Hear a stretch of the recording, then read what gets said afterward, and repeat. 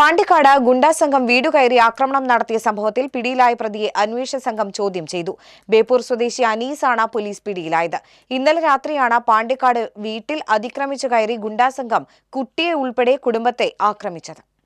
പാണ്ടിക്കാട് കുറ്റിപ്പുളിയിലെ ചക്കാലക്കുത്ത് അബ്ദുവിന്റെ വീട്ടിലാണ് 5 അംഗ സംഘം അതിക്രമിച്ചു കയറി ആക്രമണം നടത്തിയത്. മതിൽ ചാടിക്കടന്നെത്തിയ സംഘം പർദ്ദ ധരിച്ചെത്തിയാണ് വീട്ടുകാരെ ആയുധം ഉൾപ്പെടെ ഉപയോഗിച്ച് പരിക്കേൽപ്പിച്ചത്.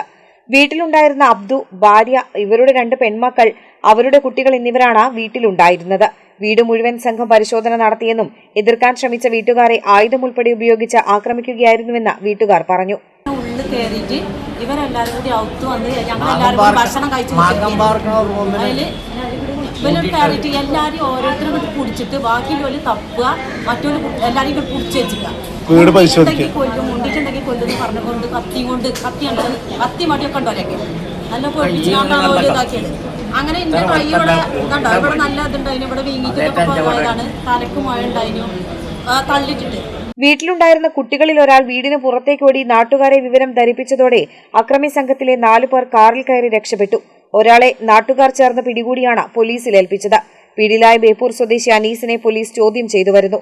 പരിക്കേറ്റ അബ്ദുവും കുടുംബവും പാണ്ടിക്കാട്ടെ സ്വകാര്യ ആശുപത്രിയിൽ ചികിത്സ തേടി. കേരള വിഷൻ, വണ്ടൂർ.